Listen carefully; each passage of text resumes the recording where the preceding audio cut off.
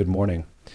There's a story I heard once. A man was walking through the woods and came across a cabin engulfed in flames. Inside, a person sat calmly at a table, sipping tea, surrounded by fire. The man screamed, "Get out! Your house is burning!" And the person inside just smiled and said, "It's always been like this. I'll be fine."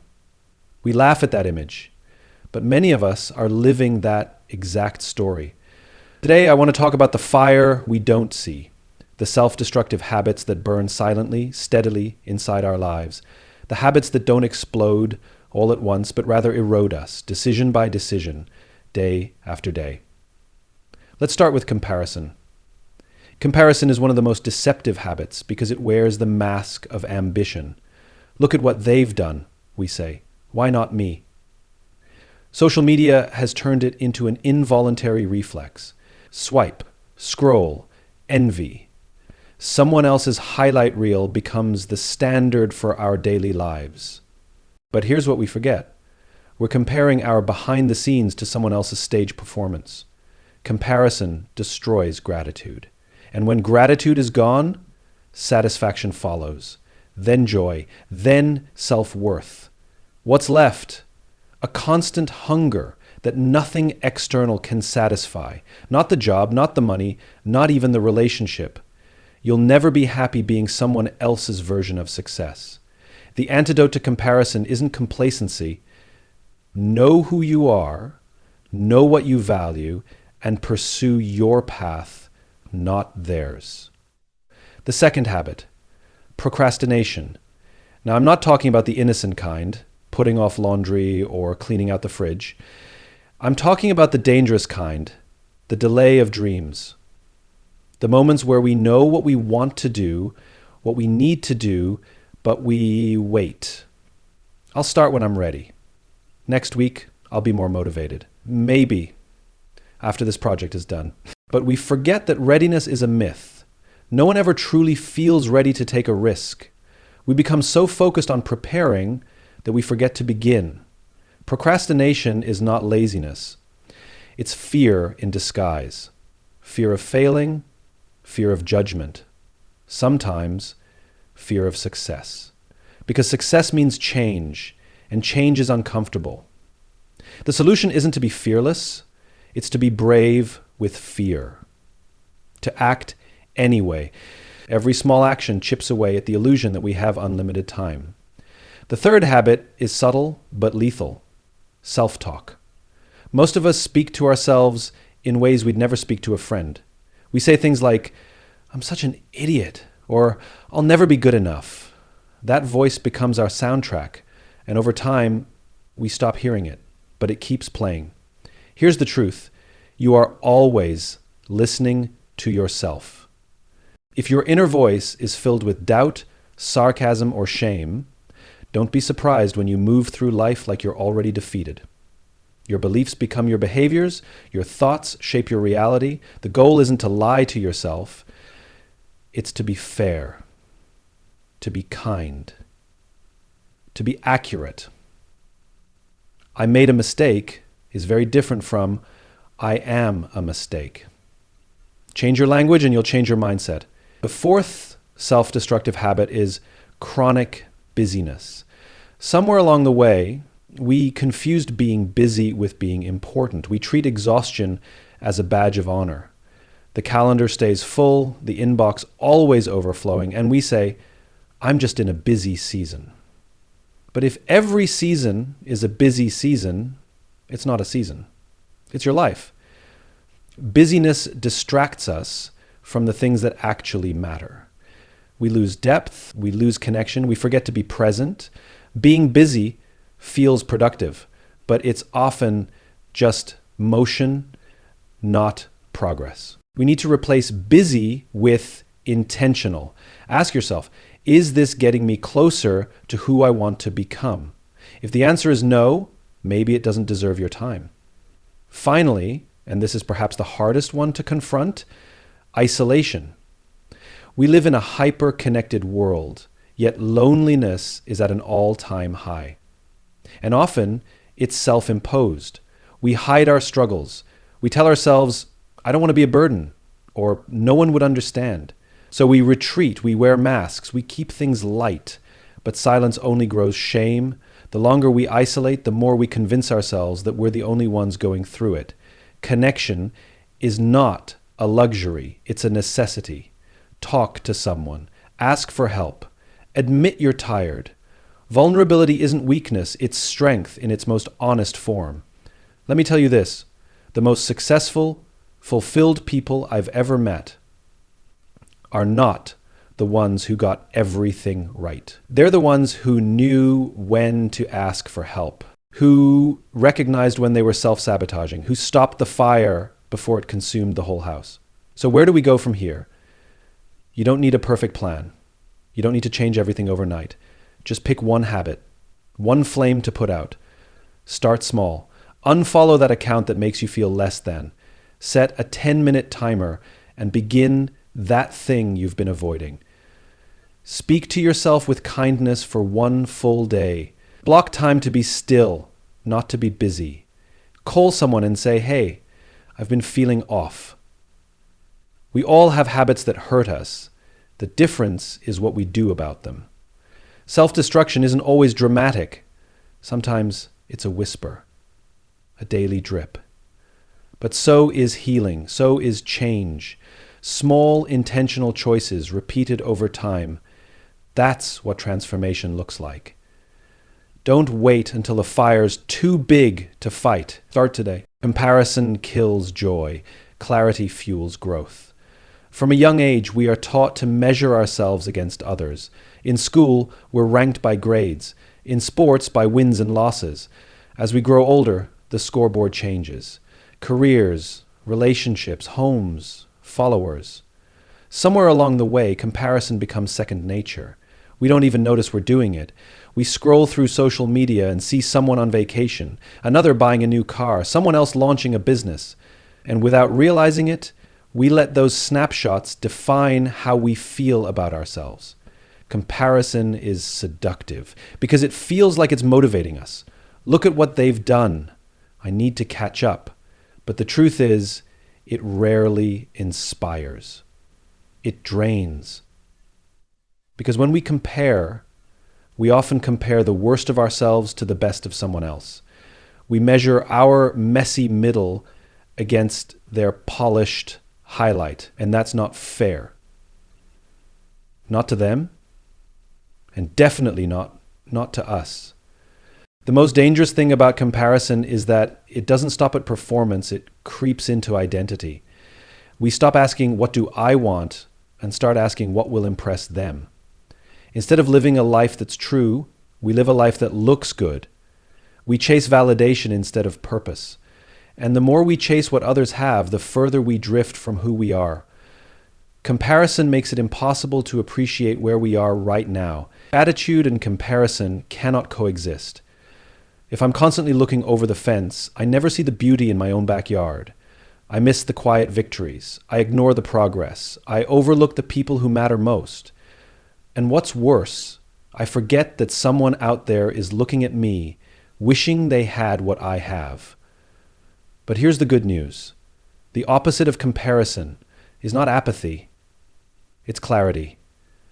Clarity about who you are, what you value, what success means to you. Clarity is what allows you to look at someone else winning and not feel threatened, to cheer for them and still feel whole. When you know your purpose, someone else's success doesn't feel like your failure. Clarity creates freedom. It gives you the power to say no to what doesn't align with your path. It helps you build a life that fits, not one that just looks good in photos. And clarity isn't something you find once. It's something you keep. It requires reflection, honesty, the courage to listen to your inner voice over the noise of the world. Comparison will always knock at the door, but you don't have to let it in. The key is to recognize it, then redirect. When you feel envy, ask yourself, what does this reveal about what I value? That feeling isn't just insecurity, it's information. Use it. Let it guide you, not shame you.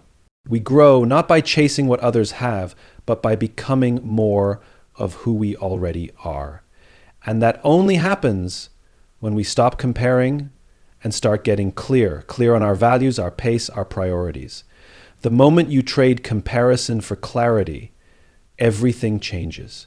Not just what you do, but how you feel while doing it. Procrastination is fear dressed as patience. On the surface, procrastination looks harmless. It disguises itself as waiting for the right moment, the perfect conditions, or a little more energy. We convince ourselves that we're just being strategic, giving ourselves time to plan. But underneath all that justification is often something deeper. Fear. Not laziness, not poor time management. Fear. Fear of failure. Fear of judgment.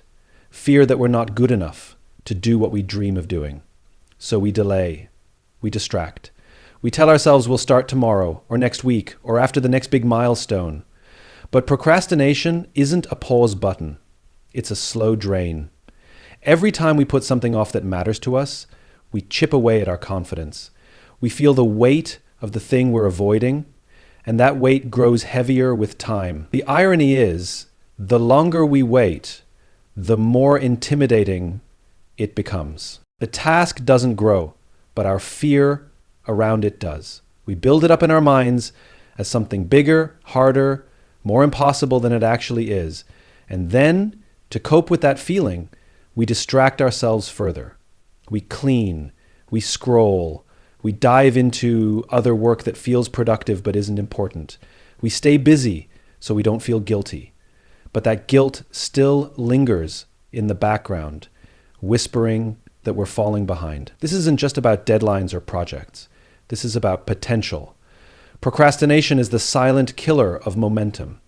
It keeps people with talent from making impact. It keeps people with ideas from sharing them.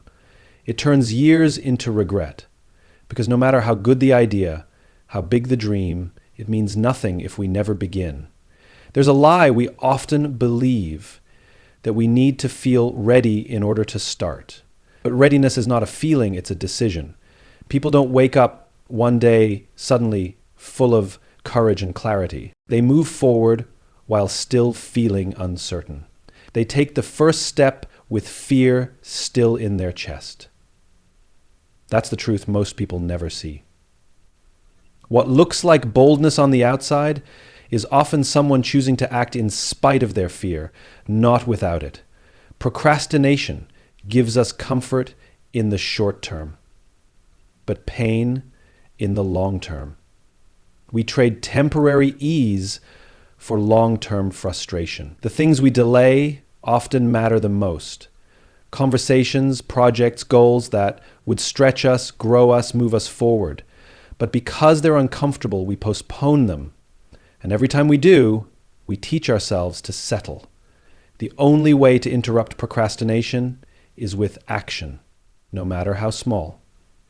Not a grand gesture, just movement. A sentence written, a message sent, a single decision. Action shrinks fear. When we begin, even clumsily, we send a new message to ourselves. I am capable. I can do hard things. And that message starts to overwrite the fear that's been driving our delay. Clarity also helps. When we procrastinate, it's often because we've lost connection to why something matters. We've zoomed in so close on the stress of the task that we've forgotten the meaning behind it. Reconnecting to purpose gives procrastination less power. We don't move just to check a box. We move because we care. Perfectionism plays a role too. Many people delay starting because they don't think they can do it perfectly. But the goal is not perfect. The goal is progress. Perfectionism is fear of imperfection wearing a noble costume. And the only way to get better at anything is to do it badly at first. The moment we see procrastination not as a time issue, but a fear issue, everything shifts. We stop blaming our calendars and start looking inward. We stop waiting for confidence and start building it. Confidence doesn't come before action. It comes from action. The courage to begin is the seed from which every accomplishment grows. Your self-talk shapes your self-worth. We all carry a voice inside our heads. It narrates our day, comments on our actions, and reacts to our mistakes. The words we use with ourselves become the lens through which we view the world and our place in it. While we might be careful with how we speak to others, most of us are careless with how we speak to ourselves. We say things we would never say to someone we love. You're so stupid. You'll never figure this out. Of course you failed. These aren't just harmless thoughts. They are repeated messages that become beliefs. Self-talk is not just noise. It's programming. Over time, it becomes the script we live by. If that script is full of criticism, judgment, and shame, it starts to define how we see ourselves. We begin to believe that we're not capable, not worthy, not enough. And the mind, once shaped by those beliefs, starts to filter everything through them. We misinterpret compliments, we deflect praise, we assume others are judging us as harshly as we judge ourselves. The danger is that this inner dialogue becomes automatic. We don't stop to question it. We don't recognize that it's often outdated or inherited, picked up from past experiences, past failures, or the voices of others who didn't know how to speak to us with care. But just because we've thought something for a long time doesn't make it true. And just because it's familiar doesn't make it healthy. Negative self-talk doesn't motivate, it paralyzes. Some people think they need to be hard on themselves to stay driven. But shame isn't a sustainable fuel. It doesn't build resilience. It erodes it. The people who show up consistently and grow over time aren't the ones who bully themselves into action. They're the ones who speak to themselves with compassion, even when they fall short, especially when they fall short. Kind self-talk isn't about ignoring flaws or avoiding responsibility. It's about creating a mental environment where growth is possible. It's saying, I made a mistake instead of I am a mistake. It's replacing, I'll never get this, with I'm still learning. These subtle shifts change how we respond to challenges. They make it easier to try again, to ask for help, to stay curious instead of becoming defensive. When your inner voice becomes a coach instead of a critic, everything changes. You start to trust yourself more. You take more risks because you know you won't destroy yourself if it doesn't work out. You become less reactive to failure because failure no longer defines your worth. It just becomes data, something to learn from. Awareness is the first step. Noticing the language you use when you talk to yourself. When something goes wrong, do you default to blame or grace? When you're uncertain, do you speak with doubt or encouragement? That awareness allows you to intervene, to pause, to choose better words. And over time, those better words create better beliefs. We all have a voice, but we also have a choice. The choice to rewrite the script, to speak to ourselves, not with indulgence, but with empathy, not with excuses, but with understanding. You are with yourself every moment of every day. No one influences your experience more than you. Your voice is either building you or breaking you, healing you or hurting you. It's not about turning every thought into sunshine.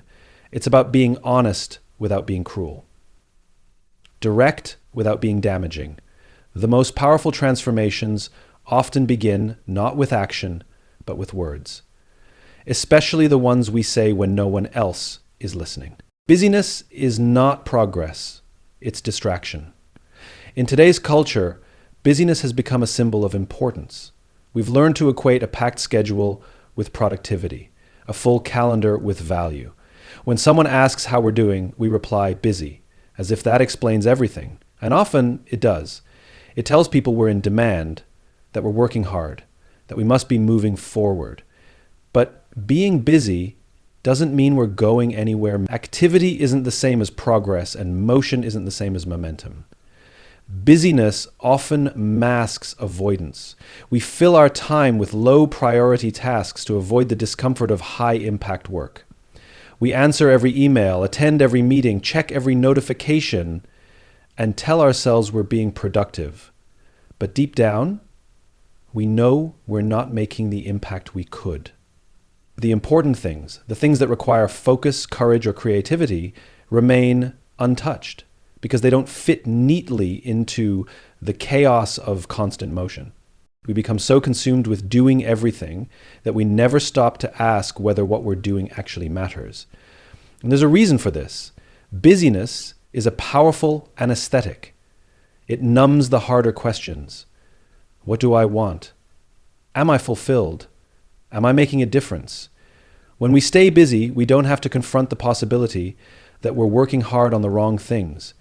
We don't have to face the discomfort of change or the fear of slowing down. We can convince ourselves we're doing enough, simply because we're always doing something.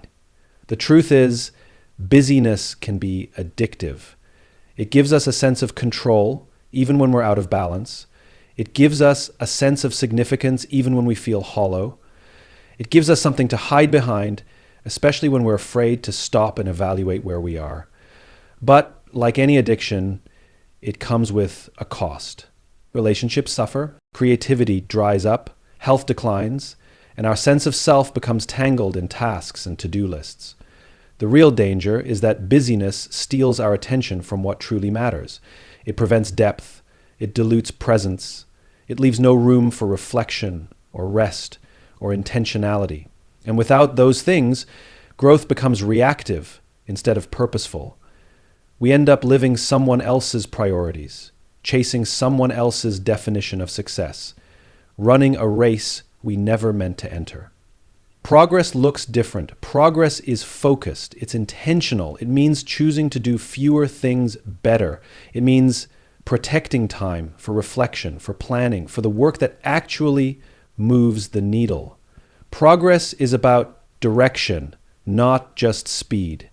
It's about measuring success by how aligned our actions are with our values, not by how exhausted we feel at the end of the day. This shift requires courage. It's easier to say yes to everything than to say no to what's not essential. It's easier to stay in motion than to be still and think. But the most meaningful achievements don't come from staying busy, they come from staying clear.